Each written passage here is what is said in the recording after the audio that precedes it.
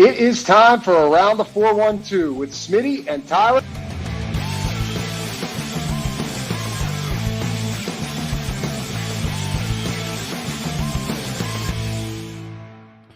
Welcome back to another episode of Around the 412. I am Tyler. With me, as always, is my co-host Smitty. Follow us on all of our social medias at Around the 412. Also, if you have not already, if you're not watching there already, check us out on YouTube. Subscribe to the channel. Hit the notification bell so you never miss a video. Or when we go live on Saturdays for Steelers Saturday Sit Down. So if you want to check us out there, go check us out on YouTube.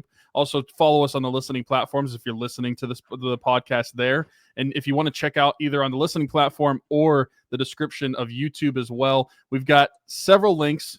Several of our sponsors are linked down there, but at the very top, it's been there and it's going to continue to be there only for a few more weeks, people.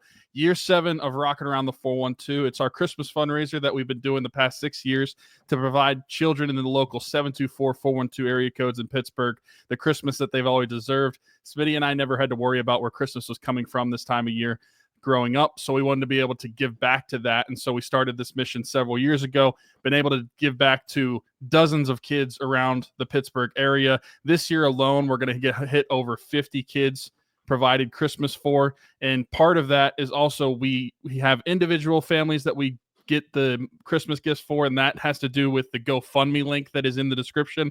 And also the Salvation Army in East Rochester, we partnered with them a few years ago, and we've been able to adopt kids off of their angel tree, and we're hitting around 50 kids from that. So this is our biggest year yet in terms of how many kids we are going to impact this season, but there's still a few weeks left. So if you want to get involved, there's time left. The GoFundMe is linked below. If you're interested in the East Rochester Salvation Army Angel Tree, adopting kids off of that, you can reach out to us. You can reach out to that Salvation Army as well and learn all about that. The cutoff date for the gifts to get back to the Salvation Army is December 9th, which is crazy, only a few weeks away.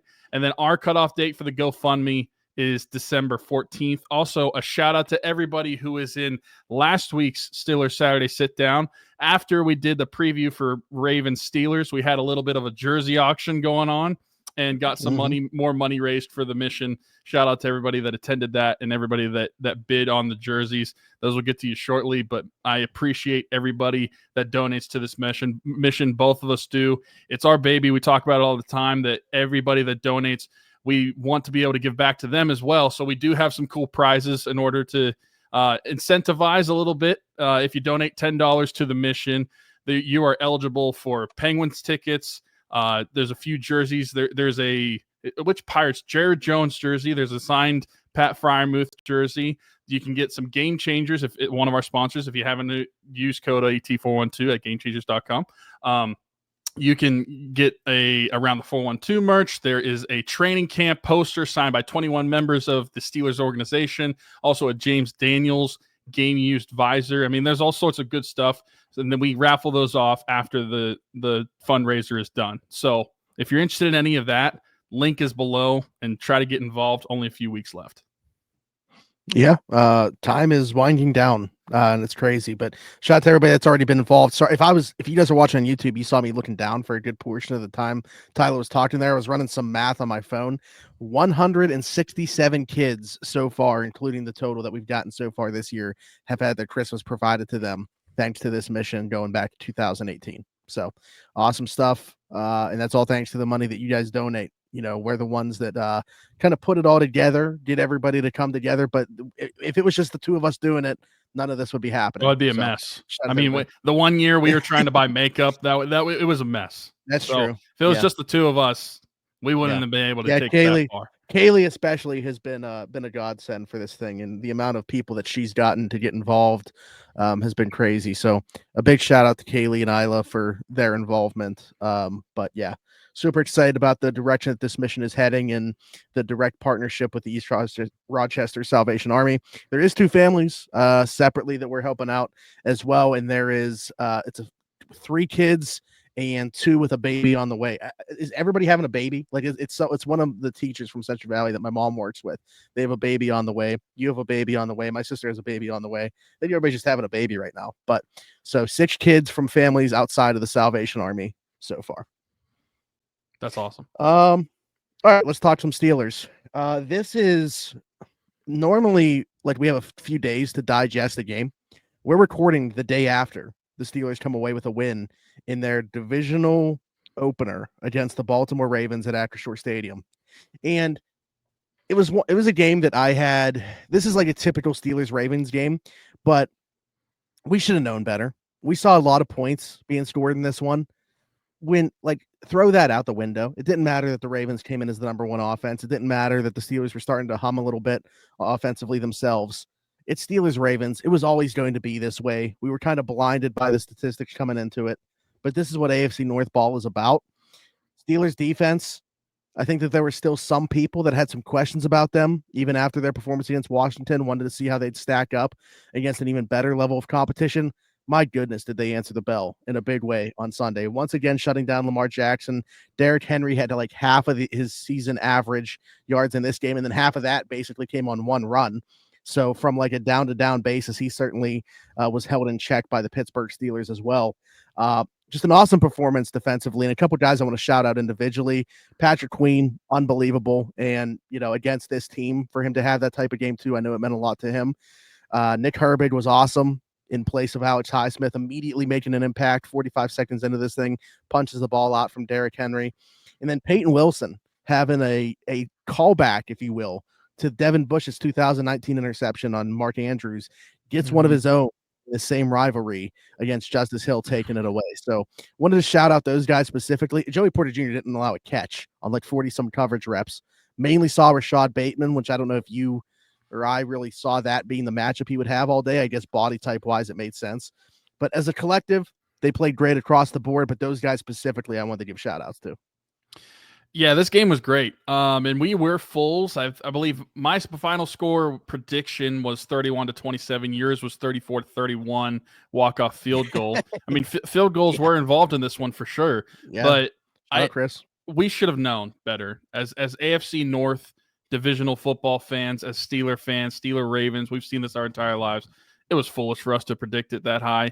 And I thought the defense played lights out in this one. I think from a game plan standpoint, I don't think Tomlin could have drew it up any better, and I don't think that the Steelers could have performed any better more than what you asked them for, especially since, like you just mentioned, they were going against the number one offense going into Week 11, and I think that the Steelers answered that bell wholeheartedly. I mean, right out the gate, getting that punch out on Derrick Henry, that is something that I think Nick Herbig's going to remember for the rest of his life, that he made Derrick Henry fumble the football in that game. And did you hear about the conversation about that? No, I haven't. Alan asked him if he was going to try to have Derrick Henry sign the ball like Beanie Bishop with Aaron Rodgers.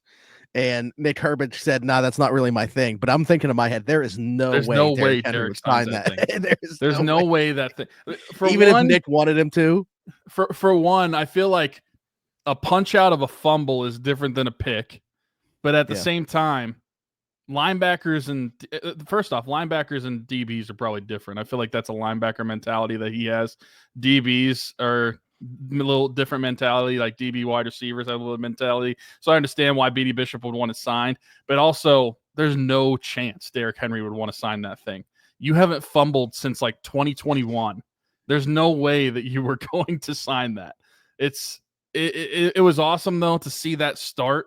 And I got to say, the narrative I keep seeing the past 24 hours is that the Ravens lost or like blew the game and the Steelers didn't win the game. Like, if that makes sense.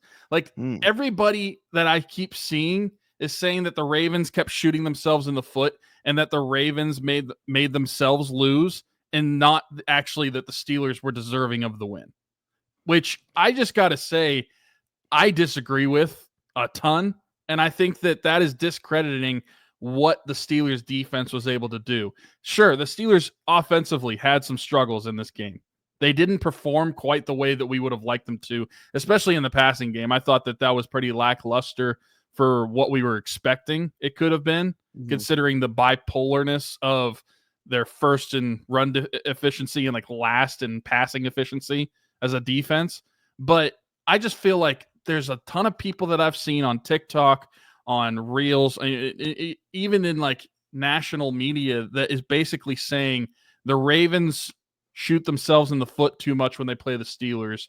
And to me, I just think that is basically saying that the Steelers, you're taking credit away from them. And I just don't think that's fair to what the Steelers were able to do on Sunday.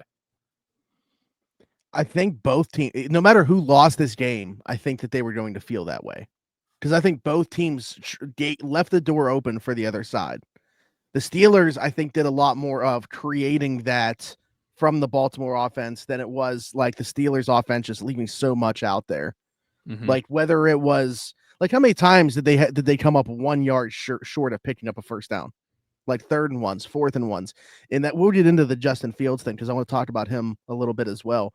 But yeah, to me, whoever came out on the losing side of this was probably going to feel that way. But I also think that we just have such a problem right now with the football watching community where people were so used to just watching a bunch of points be scored and it be an offensive game because that's what's been catered to. So now that it's kind of cycled back to where defense is taking over, defense is really good again and they're dominating largely across the league, unless you're like the Detroit Lions scoring 50 points.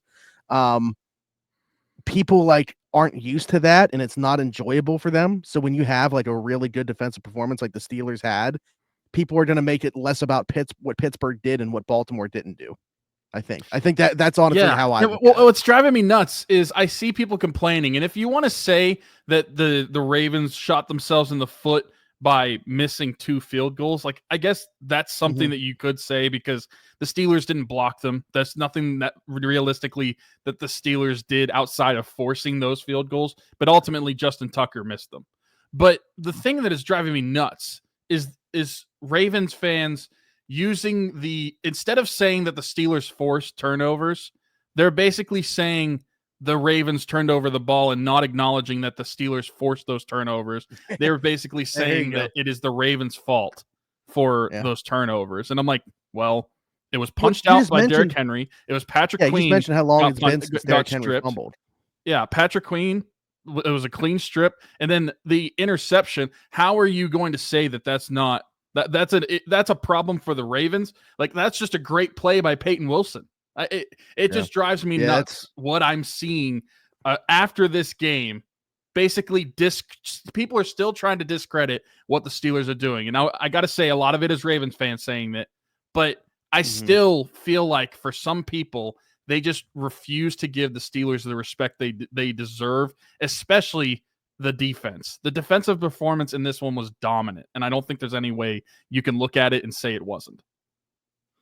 Yeah, I think a lot of people will just look at these games and they just feel like they're fluky. But like, how many times do Steelers have to win a game like this for you just to accept that this is what they do? Like, they are 2-0 this year when they don't score a touchdown. That's crazy. The rest of the NFL has 2 wins in total. That to me is where Mike Tomlin comes into play. That to me is where Mike Tomlin is a game changer. What's going on, everybody? Smitty from Around the 412, and I just want to take a quick second to give a shout out to our folks at Game Changers. Their logo on the screen right now, right above my microphone. Over 2,000 different designs in their catalog. Luxury heavyweight material. I am wearing one of their shirts right now. Best vintage t-shirts in the game. Head over to gamechanger.la or pick6.la to pick up some shirts. And guess what? Use code AT412. Save yourself $10 on your order every single time. Again, gamechanger.la or pick6.la. Best vintage t-shirts in the game. Check them out. Maybe you grab a new Steelers tee if you're feeling really good about where the team's at. It wouldn't be here before Thursday, but it'd be here before their following game against Cincinnati. So if you get an order in right now using code AT412 before that Cincinnati game, you have a new Game Changers t-shirt. Patrick Queen, Pat Freiermuth, Justin Fields, a 2024 team pictured one, Joey Porter Jr., TJ Watt, Alex Highsmith. There's a bunch of designs. Go check them out. Save yourself $10. This to me is one of the games where like Mike Tomlin comes into play, how good of a coach that he is and where you see the advantages that he brings to the table. I thought that this was one of his better games in recent memory in terms of a head coach pressing all the right buttons. And it really boiled down to me the big decision, because it's tough that at the end of the game, him deciding to use a timeout right before the 2-point play.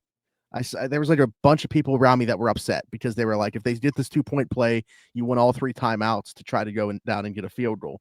At the same time, you get a look at what the offense wants to do. You call a timeout and you get a chance to reset. Clearly, we won that chess match It's supposed to be a designed QB run, Lamar said, the entire way, but it was very disorganized. Isaiah Likely and Nelson Aguilar are like pushing each other, trying to get each other in the right spot, telling each other where they're supposed to be. Nick Herbig completely wrecks shop, takes out like 4 guys in the process, and makes Lamar's path change. And then Joey Porter Jr. just does a great job in terms of being aggressive, maybe not like fully committing to it in case there is somebody behind him, but just not giving up his ground. And they make the stop on the 2-point play, and then they only have to get the 1 first down to ice the game. But to me, this was one of the games, again, where I feel like it shines through how good of a head coach Mike Tomlin is. Yeah, people got to give him credit. And then this is another thing where I'm talking. Last I was talking about non-Steelers fans. Now I'm talking about a lot of Steelers fans. I continue to see people not give Tomlin credit in these situations, and it drives me nuts. And because I saw someone today talking about how, well, the Steelers offense couldn't get anything going and how that was somehow Tomlin's fault because the Steelers offense did not look great in this one. And it drives me nuts that so many people just look to pin things on Tomlin, but they never want to give credit where credit is due. I thought that this was he outcoached John Harbaugh on this one. And I thought that his game plan going into this one, like I mentioned, was perfect for the outcome of this game. And you mentioned that 2-point conversion play. I thought that was perfectly fine. I understand that people will want the timeouts, but if they look at what the play was going to be and then look at what the Ravens lined up after the timeout, they didn't really change what they were doing. The Steelers were able to see what they were doing, change the defensive scheme that they were going to run, and completely shut that 2-point play down. It was dead in the water after the snap. I mean, Lamar Jackson is rolling to his left. He's looking to his right, and he's like Bulgaria because all he sees is a black sea. And there's tons of Steelers players hanging around him. I just don't think that there is anybody that can say that Tomlin doesn't deserve credit in this one. He 100% does. And I'm not saying that as like a shell towards Tomlin either. You and I have been critics of Tomlin in certain spots when that criticism is due. But sometimes praise is due as well. And I don't think that Tomlin always gets it enough. He needs it in this one. Yeah. What a reference. I'd be curious, like right now, I think Mike Tomlin's got to be on the short list for head coach of the year. I don't know where you're at for it. I'm kind of looking at it like him, Dan Quinn, and probably Jonathan Gannon. Like the Cardinals right now leading their division at 6-4. That shouldn't be happening, in my opinion. Like it's never going to be just like the best coach or the best team. It's got to be kind of lined up with expectations. A lot of people were saying this was the year for the Steelers to finally finish under 500. They were going to be last in the division. When you look at their talent compared to everybody else in the division, that's clearly not happening. Kevin O'Connell should be in that conversation. Absolutely. Heck, the other Harbaugh, Jim Harbaugh, with what he's done with the Chargers this year, I think should certainly be in that conversation. But right now, Mike Tomlin, to me, certainly should be near the top of that discussion. And you're right. You know, a ton of people want to, harp down on him and lump a bunch of criticisms towards him when this team loses. But, where's the praise when they're able to pull out a game like this, especially to win, go into Washington and then do this in back-to-back weeks.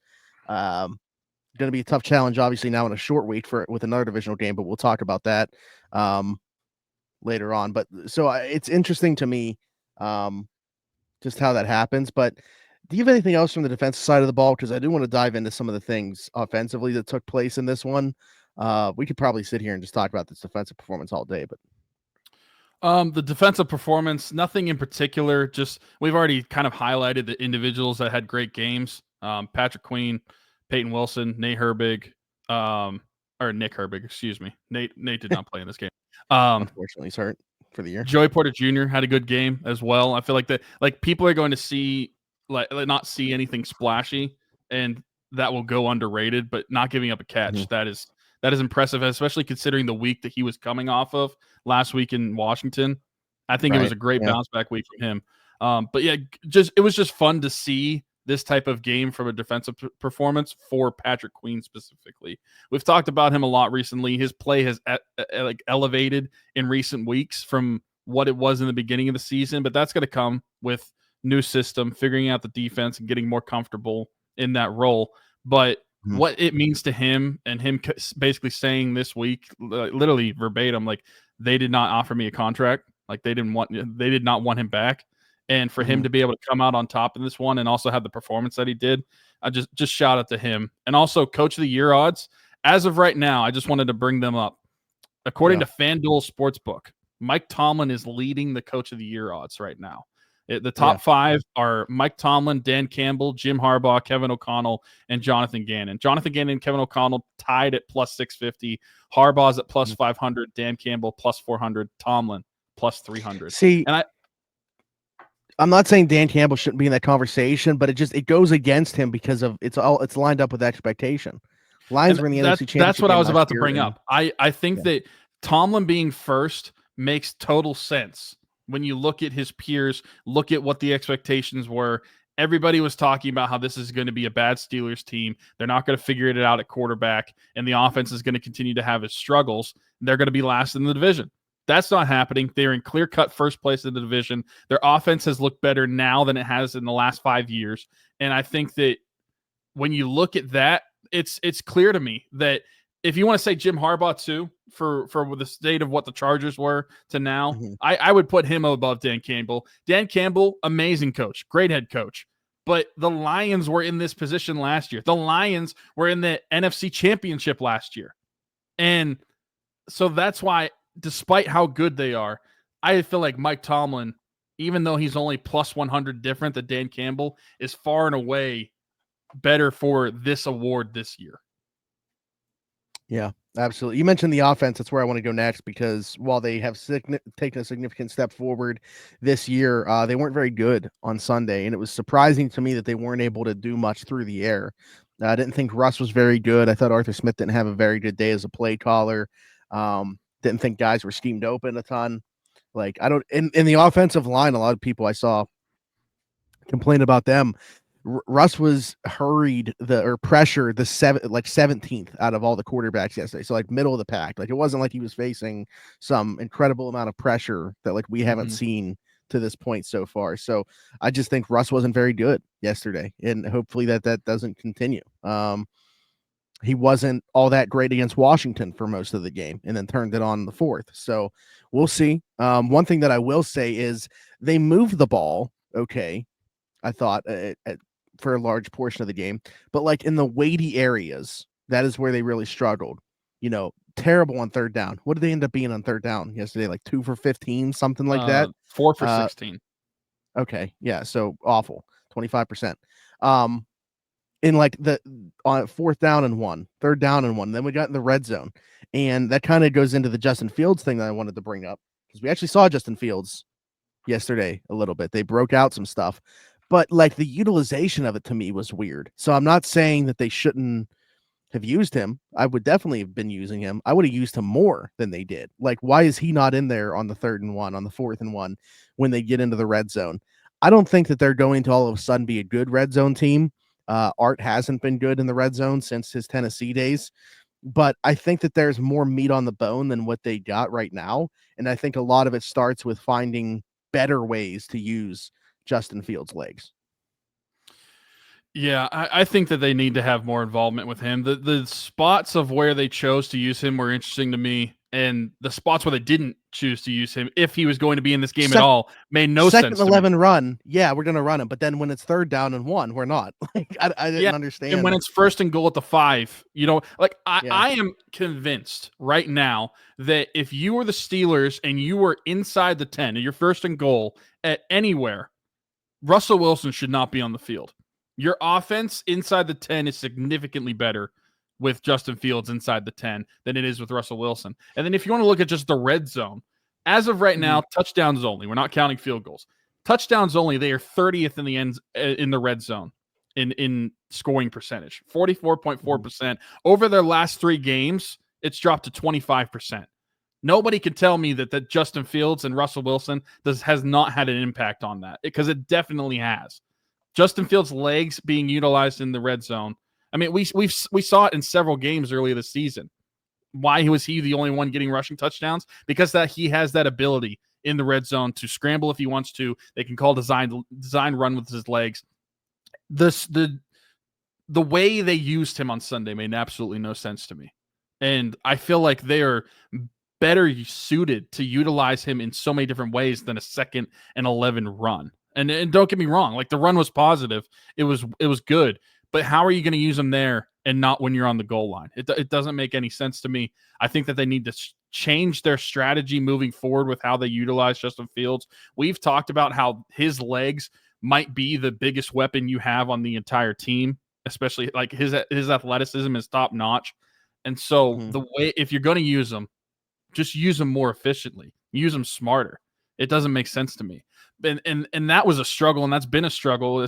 I just said stats wise, like red zone offense has been a struggle for the Steelers this season, but especially since Russ has taken over, they haven't been able to find the end zone a ton whenever they get inside the 20. And it's been frustrating to watch. And I think that that's something that the Arthur Smith needs to address, how to get guys open. And then you mentioned that guys weren't getting open and they weren't able to scheme guys open either. Like I just thought that while Tomlin, I thought outcoached Jim Harbaugh defensively, I thought that the Ravens were outcoaching the Steelers when it came to their offense on the field.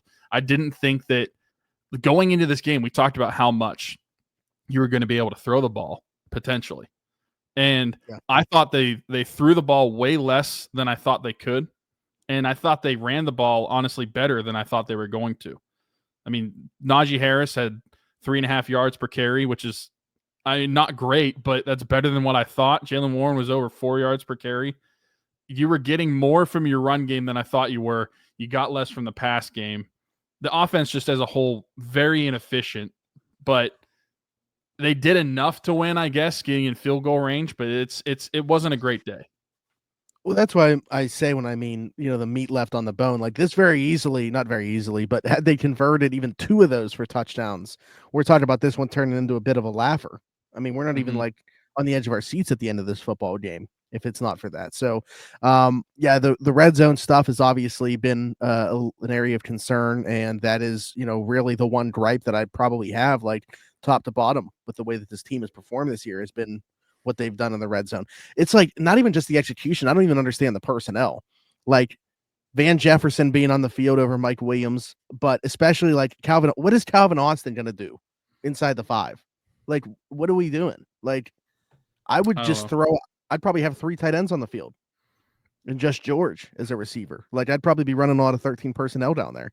Or if you're looking for a blocker, Ben Skoranek, one of the unsung heroes from yesterday's game, by the way. His work as a blocker and what he does on special teams, he was awesome yesterday. He played like 26 offensive snaps because of how much they like him as a blocker. He was in there when they sealed the game too. Yeah. So I think that's your answer in terms of wide receivers that are going to, play exclusively to block. That's your guy probably in 13 personnel over Scotty Miller now, it looks like. So, but anyway, I felt like a lot of meat left on the bone for this offense, and just like, little things here or there that could have been done differently to, again, put this game more out of reach than it was towards the closing minutes and not have to have that 2-point play stopped to seal the win. But ultimately, that's just the way you've got to find ways to win, and this team does it.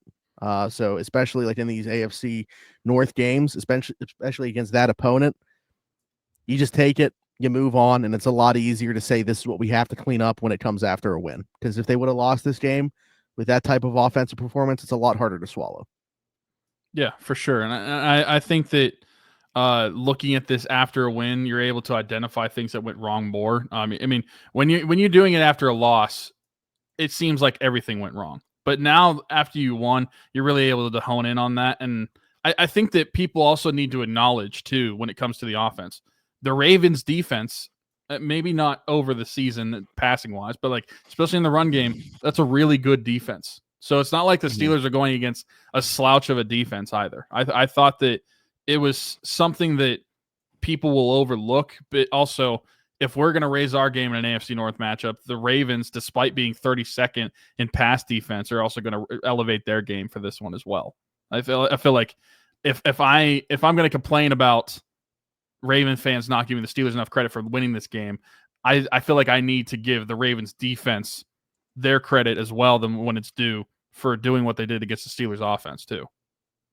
Yeah, sure. Yeah, I don't want to make it seem like it was just the Steelers shooting themselves in the foot. I mean, I thought the Ravens defense certainly did enough to win this game in their offense, and Justin Tucker wasn't able to come through for them. So it's kind of the way it goes sometimes. But again, between the Steelers and the Ravens, doesn't matter how you get it done. Just get that W, move on. And a lot of the times it won't even line up with what has gone on before or after that. Like, these are just unique matchups where you can throw everything out the window that we know about the two teams beforehand. So Sunday, just another chapter being written in that.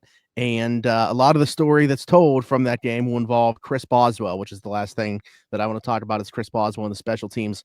What a weapon to have a guy like that. I mean, probably on his way to winning another AFC Special Teams Player of the Month award this month.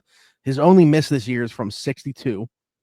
Like, I mean, so he's perfect inside 60, as automatic as it gets. What's crazy about it, I had this thought last night watching Sunday Night Football, watching Evan McPherson miss a couple kicks for Cincinnati.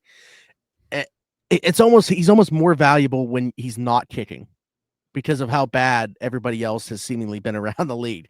Like, he's so good on his own, right? But then you see how bad everybody else is, and it makes him even more valuable in the process.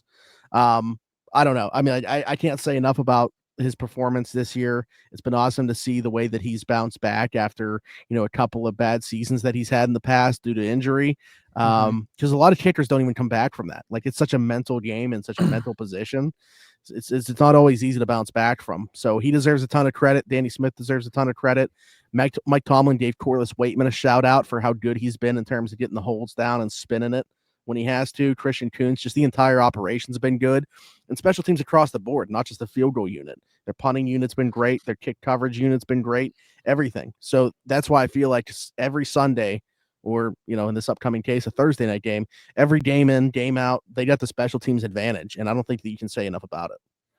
Yeah, and that's something that is a benefit to the Steelers now, because that's something that wasn't always the case. I mean, think about how many just a few years ago, there were several people talking about how the Steelers should move on from Chris Boswell while he was dealing with that groin injury that affected his kicking. And then look at the punting issues that we've had to deal with, coverage issues in the punt game. And I think that Danny Smith and the special teams have done a great job this season.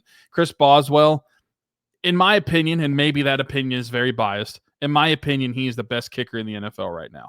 Like you mentioned, his only miss is from 61. And I don't think that it is fair. I think they need to make a new category for kickers. I think they need to have a 60 plus, because I'm looking at Pro Reference right now, and you have all of them lined out between like 20, 30, 40, and then there's just 50 plus. That's unfair because he would be 9 of 9 from 50 plus right now. And there's enough attempts now from 60 and beyond that I feel like it's worth. I think they need to make that. Kicking has definitely extended its leg a little bit. Like, the kicks have gotten longer as the years have gone on, and especially in domes too. I mean, people will take kicks from 65 yards out, but I think that needs to be done, because he should not have a blemish on his 50 plus yarders right now. It should just be that's 160 pluser. But still, most field goals made right now. He is 5th all time in field goal accuracy right now, which Justin Tucker actually just dropped down to 2nd. Yeah. First time in a long time. He's not number 1. But, I mean, if he continues this up, he could be climbing that chart too towards number 1. It's crazy. I mean, he's only off by 1% right now. So I think that he's on pace right now to break the field goal record this year. He's at 29 so far. Yeah. I don't think enough can be said about how much of a weapon Chris Boswell has been for the Steelers and is going to continue to be. I mean, he has been money. I never feel like he's going to miss whenever he takes the field. I feel very comfortable anytime, anywhere they take a field goal. If you get a couple first downs after the kickoff, you're in field goal range because of Chris Boswell. So yeah, can't say enough about him and the way that he kind of changes the game and automatic points, but shout out to him. Also he's 33 years old. It's crazy that he's that old already. He's been around for a long time. It just doesn't seem like it. It's wild to me that he started in 2015. Like, when I think about that season, because it happened whenever Sean Sweezum got hurt in the Hall of Fame game, right? Yeah, it's Yeah. you get hurt, which unfortunate for Sean Sweeson, but look at what it's turned into for the Steelers. I mean, he's been Crazy how it money. goes. Absolutely. For a guy that, if things go bad, even just like in one game, right? Like, especially that early in his career, you could be cut. Smitty from around the 412 here. And while I may not have much hair, the hair that I do have will not be cut by anybody besides Keek at Keek's Barbershop. My friend Christian Circle, been with us since day one. Keek's Barbershop, located 401 Burkitch Way, Suite 2 in Beaver, PA. Download the app, The Cut. Book an appointment with Christian today, or you can do walk-in with Tony or Ashley. But again, Keek's Barbershop, 401 Burkitch Way, Suite 2 in Beaver, PA. Go check them out. Old school vibe in there. Absolutely love it. Cannot recommend them enough. Wouldn't go anywhere else. Maybe I'll see you there. If you're watching on YouTube, there was a little bit of a delay with playing that. If you're listening somewhere else, there was like You'll notice there's like a couple second pause. Yeah, like what the like it was going, like it showed a timer, but it wasn't playing. I had to like double click it. But anyways, yeah, shout out to Keek. Yeah, Chris Boswell's a weapon, Keek's a weapon.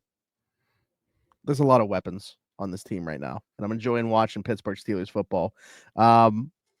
Future plans we wanted to discuss on here, because you guys know we normally do a Steelers Saturday sit down when it's a game week and stuff like that. The Steelers don't play on Sunday. They play on Thursday Night Football. So what we're going to do this week on Steelers Saturday sit down is recap that game, because it'll be good, because otherwise we'd be waiting like almost a week to put out a show talking about that game. Yeah. So that makes the most sense to us. It's also why we're recording this one a little bit earlier than we normally do in the week. Put this out talking about this Ravens game, recapping that, and then we'll be back Saturday morning to discuss whatever happened on Thursday Night Football. But being that that's the case, I don't want to necessarily dive into that game too much, but I figured we should at least do a prediction for what we think is going to happen. That's true. We're not going to get a prediction out. I don't think that I can say that I'm not feeling good about this one. I don't think there's any way I can't say that. And I think that there's a few things that play into that. The Steelers' recent performances and what they've been doing. And then the Browns, despite not having Deshaun Watson and Jameis Winston taking over, they still look like the Browns. They still look like a poor football team. They're 2-8. The Steelers are 8-2. But like we mentioned with the Ravens, a lot of the time, especially in recent years, even with the Browns, you got to throw that out the window. You got to throw records out the window. It's an AFC North divisional matchup, night game up in Cleveland on prime time. I still think that it could be a competitive game, especially on a short week for both teams. That's not something that never breeds a lot of offense. And so I think that my prediction is going to be kind of the opposite of last week, not necessarily as low scoring as what the actual opposite of a 31-27 game would be, but I'm not going to predict as much offense as what I predicted against the Ravens. Did you want me to say my score, or did you want to give thoughts on the game before we give actual scores? I'll give thoughts first, I guess. So my thing with this is we're playing another divisional game on a short week. So Cleveland obviously also has to deal with the short week thing, but Baltimore's so physical. Like, go back and look at records for teams after playing the Baltimore Ravens, or vice versa. Like Baltimore after playing Pittsburgh, also not very good the following week typically. So this is a time where like we're really going to find out the resiliency of this Steelers team, the depth that they have, because you're probably going to see guys further down the depth chart have to take more snaps than typical, just because you're going to need all hands on deck for a performance like this. So I just think, for as much as we've talked about the last two games against the Commanders and the Ravens, telling the story for what the back half of the schedule is going to be like, this one to me is going to define what this team is in terms of that, like how resilient they are, how much different they are from past years, because this to me is a game that in past years they drop a lot of times. So we'll see how they answer the bell on Thursday. But yeah, I'm certainly not just chalking this one up, like looking at what the Browns have been and what the Steelers have been and saying this is an easy dub. There's no means am I doing that. Yeah, I don't think so either. And I think that if this game was being played on Sunday, I think that could sway my thoughts on the game a little differently. But the fact that it's a Thursday night game after you play the Ravens, it makes me feel a little bit different. I think it's going to be a competitive game. I think it's going to be a close game. And I mean, to be honest, despite wanting to win by 50 every single week, that's the way AFC North football is, and that's the way AFC North football should be, is these grindy competitive games that are very physical, but you see the passion come through. I think the Steelers are going to still win, though, despite having played the Ravens this week. I just think the Steelers are a better football team, more well-rounded. I think that they're humming right now. And I think that the Browns just have too many issues to figure out. The Steelers would need to, kind of like what the Raven fans are saying this week, they would literally need to shoot themselves in the foot too much, I think, for them to lose this game. I just don't think the Browns have it in you, especially with the way the Steelers defense is playing right now. I don't think the Browns have it in them to be able to just flat out beat the Steelers and outplay them. So I'm going to say that the final score for this one, I'll say Steelers 20, Browns 13. And I think that my bold prediction, I'll steal yours from this Ravens game. I think Minka is going to get an interception. Okay. Yeah, I'm not allowed to go back to the well on that one again this year. It ain't happening apparently when I call it. I mean, what is that, like 3 maybe times? You call him. I thought it was only 2. It might be 3. I'm not sure. Maybe I threw it in there one time. It's just like, hey, this isn't a bold prediction, but I'm still going to say this just in case it hits. But no, I like a lot of what you said. Honestly, score prediction kind of in that same realm. I'm at 23-16. Steelers win this one, but I think it's going to be, hard out of the gate for them to get going. I think maybe they'll figure it out as things go on a little bit more. But yeah, I think both teams offensively probably come out of this one like stuck in the mud for a bit. 23-16 Steelers win. Bold prediction. So we've seen it happen against Cincinnati in the past. I think it happens against Cleveland in this one. TJ gets one of those patented at the line of scrimmage interceptions. Okay. I like it. I like that one. Yeah. TJ's first interception of his career was against Cleveland Browns in week 1, 2017. Yeah, that was a weird one, though. That was like not at all what the Cints have been. Like right at the line of scrimmage. He was actually out in coverage on that one. And who was the quarterback for them? Deshaun Kaiser. Yep. Underthrew it. Yeah. Another bold. What a time. Just that I thought about. Because I typically give a defensive and an offensive one. Offensive bold prediction. Mm-hmm. I think the Steelers are going to listen to our podcast. I think they're going to listen to what we have to say. Justin Fields rushing touchdown on Thursday. Ooh, okay. I'm going to say Jaylen Warren gets in the end zone for the first time this season. That's my offensive one. All right. Good stuff. Ravens. He looked defense. I mean, and I got to give him a ton of credit too for playing through the back injury. Like from what I didn't think he was going to play. Yeah, I know. I put that out on here. From what I heard, not great throughout the week. He kept having like back spasms. I said throughout the week, but it was really like Thursday, Friday. Was having back spasms. So, shout out to them for getting him ready, and shout out to him for being able to play through it. Awesome stuff. New sponsor in the corner. I mentioned this last week. Marcello Electric, our friend Brandon Marcello, aka Boots, started up his own business. He's an electrician in the area, covers several different areas: Butler, Allegheny, Beaver. So shout out to Marcello Electric. That's the other one. Shout out to you for knowing that, because I was sitting here, I was like, I don't know it off the top of my head, but you did. Shout out to him. The description will take you right to his Facebook page. This is commercial or personal. You hit him up. If you want him to come to your house, great. If you want him to come to your business, great. Free estimate, free quote. Be sure to check him out. And then all other links in the description, including year 7 of Rock Around the 412. Time is winding down. Now less than a month for both parts of things. Tyler mentioned last week you had less than a month to donate if you wanted it to go to the Salvation Army. Well, now you also have less than a month if you wanted to just be part of the mission in general. So every single penny donated goes directly to providing kids in the 724 and 412 areas with the Christmas that they deserve, that Tyler and I had growing up.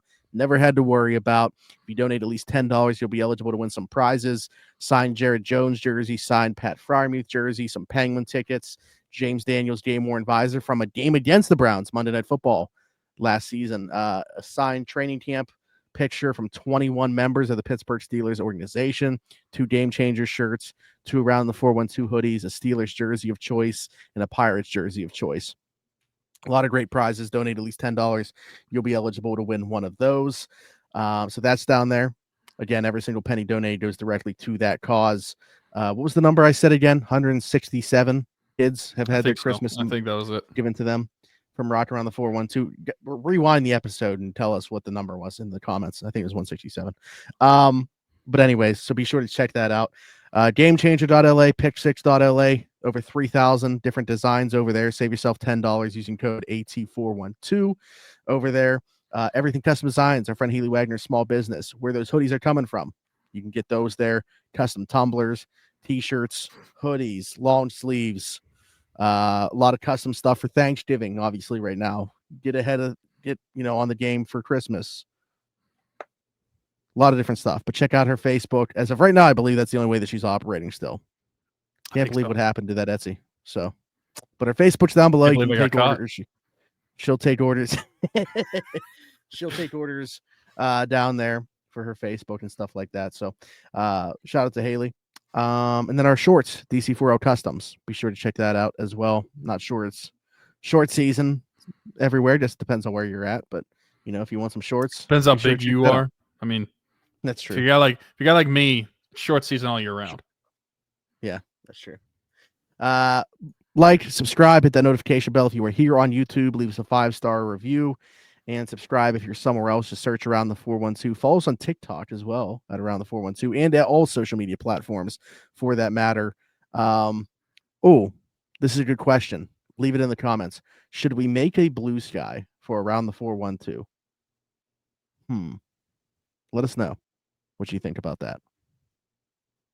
But other than that, for Smitty, for Tyler, this has been the Around the 412 Steelers show. We'll talk to you guys next time. Bye-bye.